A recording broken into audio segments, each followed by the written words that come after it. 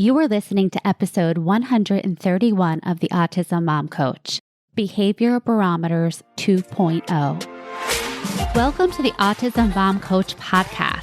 I am your host, Lisa Candera. I am a lawyer, a life coach, and most importantly, I am the full-time single mother of a teenager with autism. In this podcast, I am going to share with you the tools and strategies you need so you can fight like hell for your child without burning out. Let's get to it. Hello, everyone. Welcome to the podcast. I am so glad you are here and I hope you are doing well. This week's episode is going to be a continuation of last week's discussion about behavior barometers.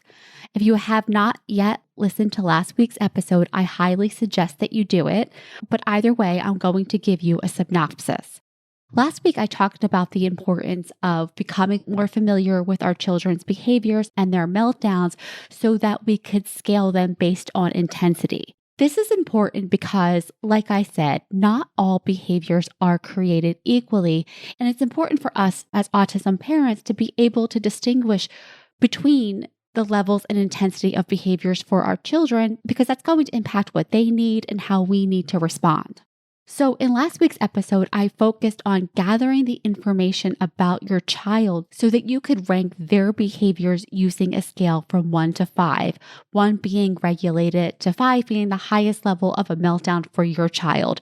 For some people, that will be a child who is dysregulated and crying for 5 days straight. For some people, that'll be a child who is aggressing themselves, aggressing others, destroying property. It's really individualized to the child. But in any event, the purpose of the exercise was to get really familiar with your child when they are regulated and to see the trajectory of their escalation from becoming mildly agitated to full-blown meltdown. Now, the 2.0 version of this is to create our own parallel behavior barometer. And really what I mean is our response barometer. We want to decide ahead of time how we want to respond to our child's varying degrees of escalation. The reason this is important is because decisions ahead of time when you are not escalated, when you are not triggered in your fight or flight response, they are going to be made with your highest level of rational thinking. When you are calm and regulated, you have full access to your highest level of thinking, problem solving, and strategizing. So that's why decisions ahead of time are so important. So here's how I suggest you do this. First, go to the show notes and download the behavior scale that I provided with last week's episode, and I'm also going to provide it with this week's episode. And using the guidance that I provide on the template of the various levels of behavior from 1 to 5 for your child, create your own behavior barometer that is individualized to your child. Then, once you are familiar with the behaviors of your child at each of those levels, what they do, what they don't do, decide at each level, what are the things that you want to do? How do you want to respond to these behaviors? And making those decisions now ahead of time gives you the ability to problem solve ahead of time, as opposed to when you are in the middle of a meltdown, when your fight or flight response is triggered and you're going to have less access to your rational thinking. So for instance, you can decide, when my child is at a 2 and they are mildly agitated, I'm going to back off. I'm going to give them some space. I'm going to speak less, and I'm going to let them resolve it. And then you can be as specific as possible.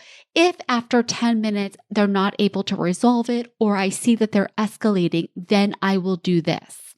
In this way, you're giving yourself very clear information about what you are going to do. So again, when you are triggered and your mind is going to go to that, oh my God, I don't know what to do, you can rely on these decisions ahead of time. Now, the one thing I want to call out here is on this scale, 1 to 5, 1 is when your child is regulated, when they are doing well, when they are calm, when they are happy, when they are engaged. I want you to decide ahead of time what you are going to do during those times. Because what I see from so many of my clients, and I was guilty of this as well, is that when your child is doing well, a lot of us don't enjoy it. We are confused, sometimes happily confused, for a bit, but most of us are on edge. We're waiting for the other shoe to drop. We're walking on eggshells. We're not actually enjoying and savoring the moment of when they are in a good place. And I encourage you to do this because there's really no benefit to you being on edge when they are in a good place. It's not going to prepare you for when they do melt down. And the only thing that happens when you do that is that you enjoy nothing. You don't enjoy the good. And then most of us don't really enjoy when they're melting down. And so you have this situation where even when things are good, you're not enjoying it. And so for so many of you, the biggest part of this work of creating your own behavior response barometer will be your ability to enjoy it, to savor it, to let down your guard and love it when your child is regulated. As to how you respond to your child's behaviors as they progress up the ladder of intensity, that's going to be based on the information that you have gathered about what works and what doesn't work. And this is going to be individualized to your kid. Now, in broad strokes, some of the things that I see that don't work are getting hyperverbal, giving your child lots and lots of options, lecturing your child, reminding your child of the conversation you had the day before and how they promised not to do this anymore. None of that helps when your child is escalated. They are not available for a teachable moment.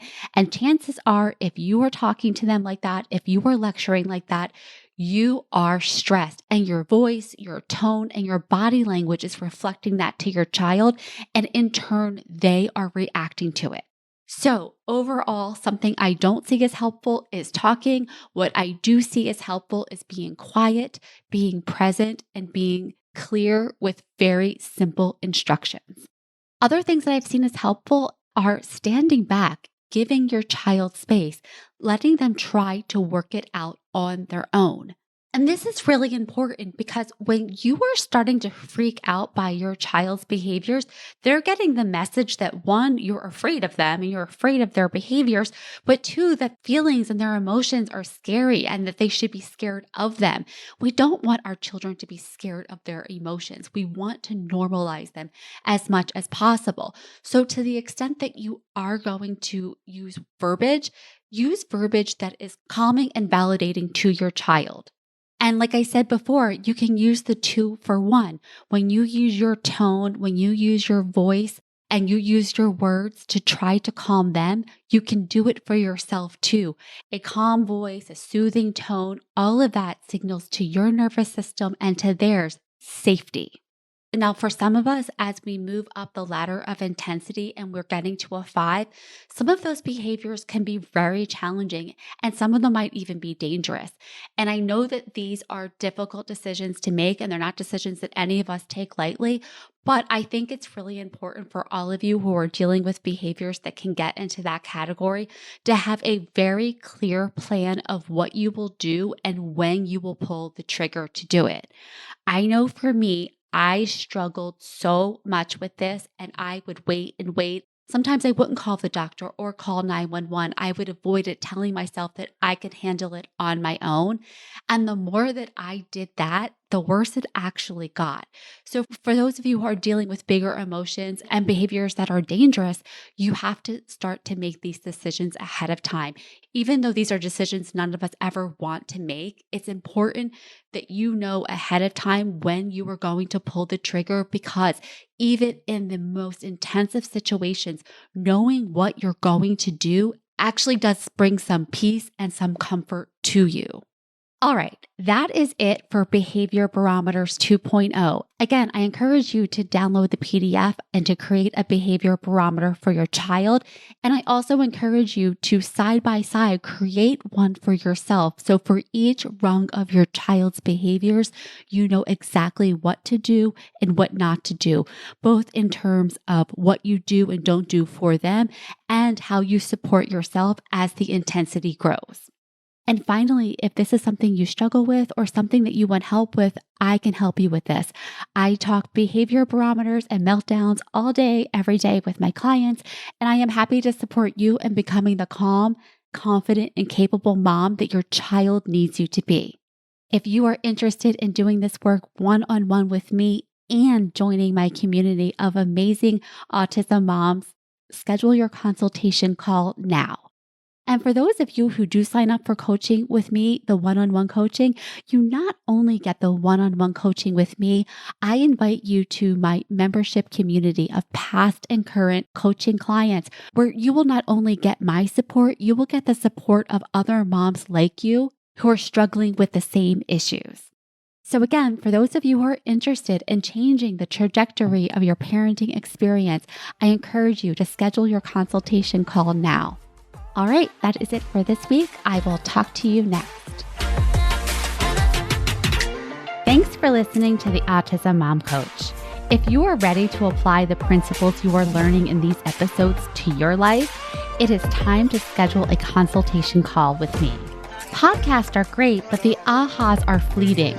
Real change comes from application and implementation, and this is exactly what we do in my one-on-one coaching program. To schedule your consultation, go to my website, theautismmomcoach.com, work with me, and take the first step to taking better care of yourself so that you can show up as the parent you want to be for your child with autism.